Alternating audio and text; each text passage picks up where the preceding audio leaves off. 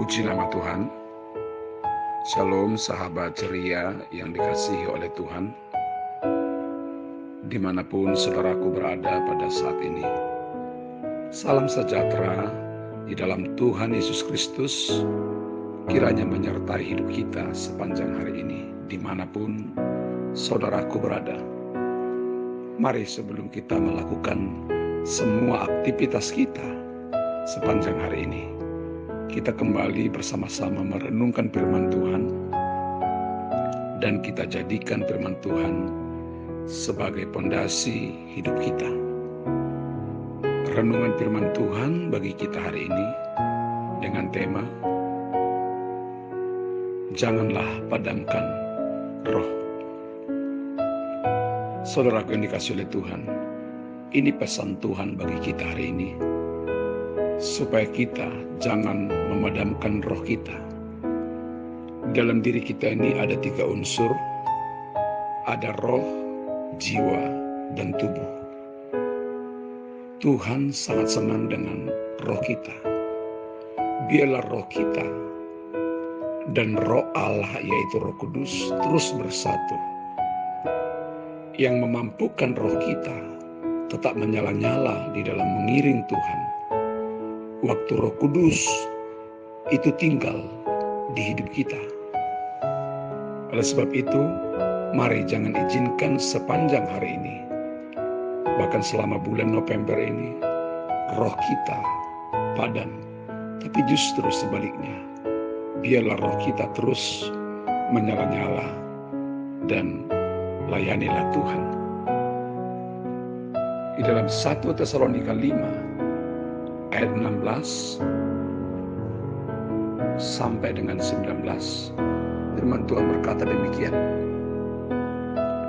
Bersukacitalah senantiasa, tetaplah berdoa, mengucap syukurlah dalam segala hal, sebab itulah yang dikehendaki Allah di dalam Kristus Yesus bagi kamu. Janganlah padamkan roh. Pesan yang begitu kuat.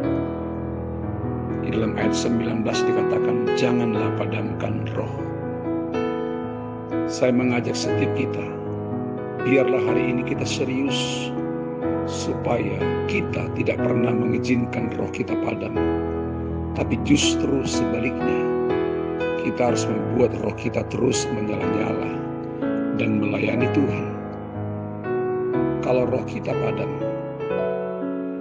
maka gelaplah hidup kita. Kalau roh kita padam, maka itu yang membuat imun secara rohani menurun.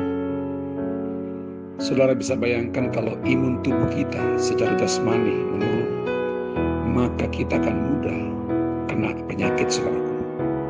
Demikian juga orang yang rohnya padam dan terus-menerus kita biarkan roh kita padam, maka kita akan mengalami penyakit, namanya penyakit rohani.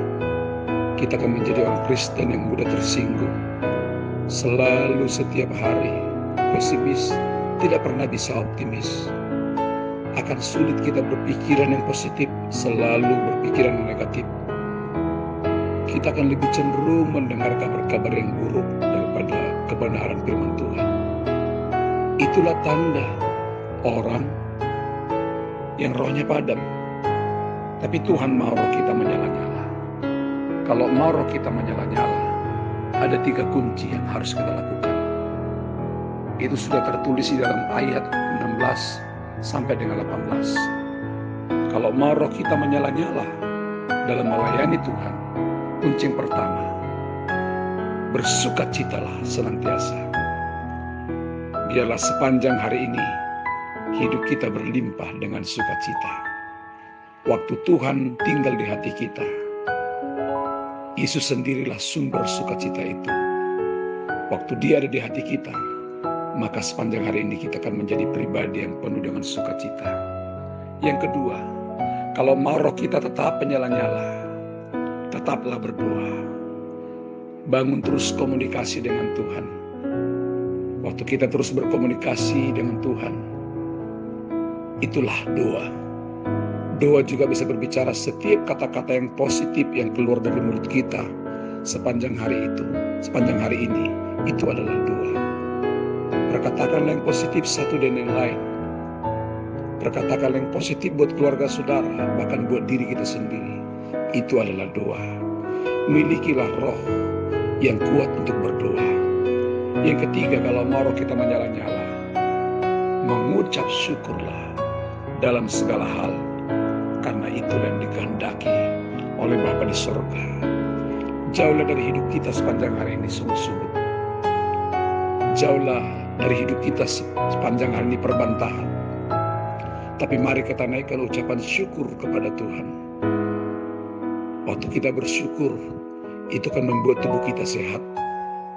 Kita bersyukur bukan karena kita ditolong Tuhan, tetapi karena mengucap syukurlah kita ditolong oleh Tuhan.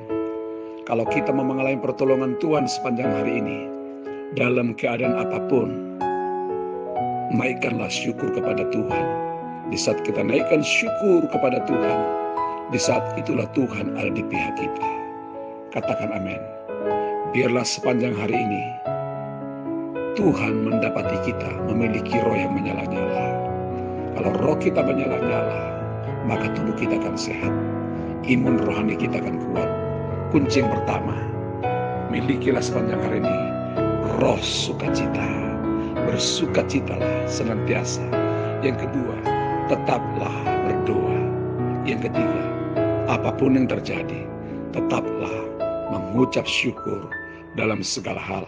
Saya sangat percaya inilah kunci rahasia kalau mau roh kita terus tetap menyala-nyala sepanjang hari ini. Bagi orang menyala-nyala rohnya, Tuhan pasti memberkati, melindungi saudara, bahkan dijauhkan kita dari sakit penyakit. Yang percaya katakan amin. Tuhan memberkati kita semua. Shalom.